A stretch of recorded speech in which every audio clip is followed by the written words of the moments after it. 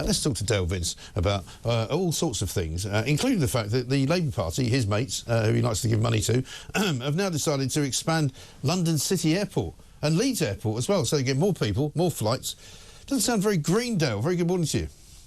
Yeah, morning, Mike. How you doing? Yeah, not bad. Not bad. It has been a while. Yeah, you've been hiding from me. I don't know. You keep abusing me on Twitter. I'm thinking of reporting you to the Keir Starmer Stasi to get you locked up, you know, for having hateful thoughts. But listen, what's going on with Angela Rayner? She's decided suddenly now she wants to expand the number of flights leaving London City Airport. Doesn't it sound like Ed Miliband would agree with that?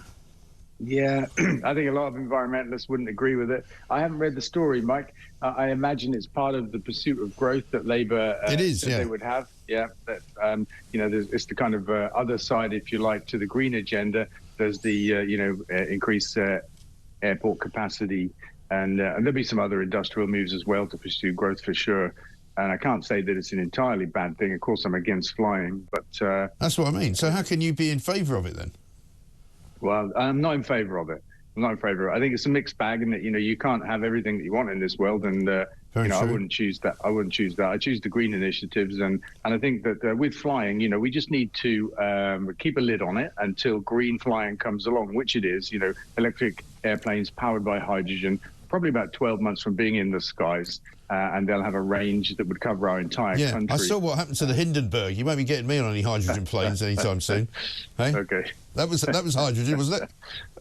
That was hydrogen. It was a Zeppelin, wasn't it? It was, yeah, and it went up in flames and collapsed into a whole horrible ball of fire, and everybody died.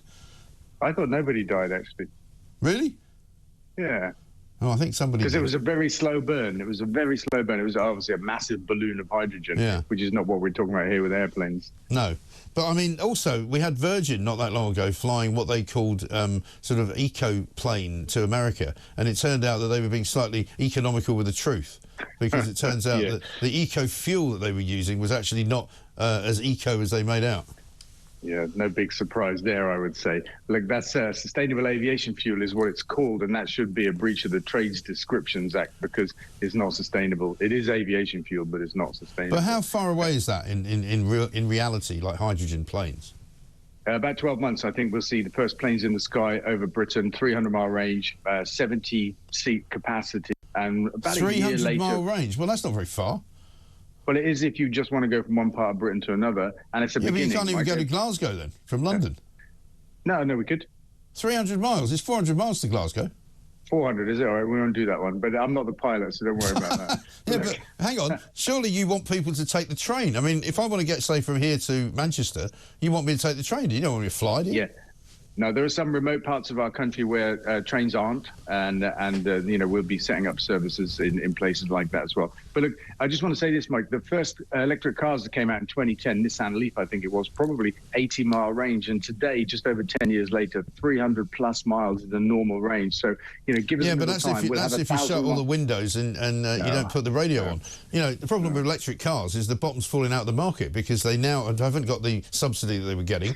People are realising that actually second-hand they're not worth the paper they're written on. It's a waste of time.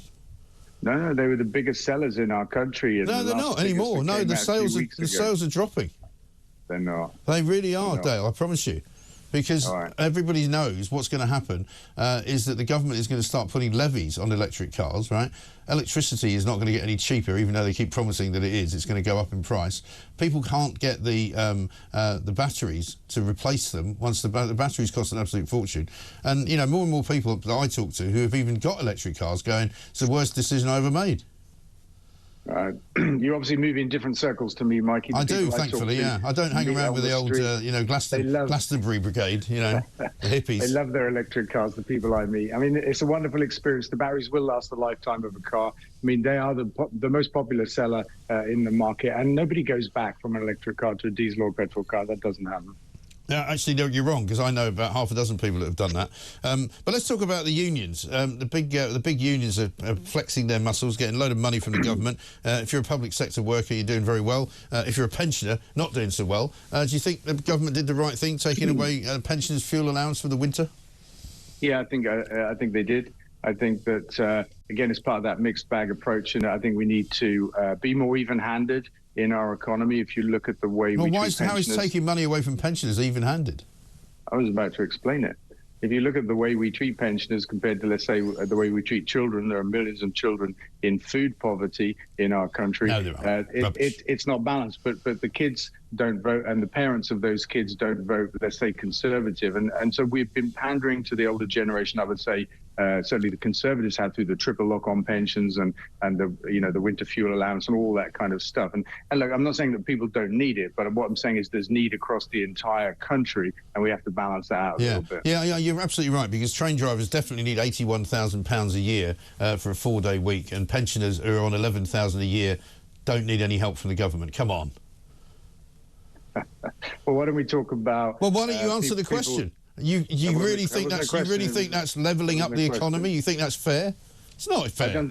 I don't think that's a fair comparison, Mike, actually. I think you've got to look at the job that train drivers do and the lives they have in their hands and that kind of stuff. And, you know, you can't compare a train driver to a pensioner in terms of what somebody gets paid. That doesn't make sense. I mean, we might as well throw in what you get paid. Yeah, but I get paid a lot of money. You get paid to sit in front of a microphone. Yeah, but I'm very good at it, though, Dale. And it's a commercial market, right? Train drivers tend to be pretty good at what they do. All I get from train drivers is a lot of abuse on Twitter. That's all I know. What about your donations? What do they get from you? I've never abused anybody. I don't abuse people on Twitter. It's not my job. But if you saw the kind of abuse I get, you'd be horrified. What about your donations to Labour government? When was the last time you gave them any money? Yeah, it was months ago. It was before the election. Yeah. Are you going to give them any more? I have no idea. I don't have a plan. I haven't given it any thought, Mike. We're in a place now where we've got a Labour government. I think it'll be the greenest government we've ever had, and really nothing's going to happen on the electoral front for the next 5 years, the way I see it. They're now going to get about running the country. Isn't now this the time when you should be paying them to do what you want them to do, though? That's just silly and cynical.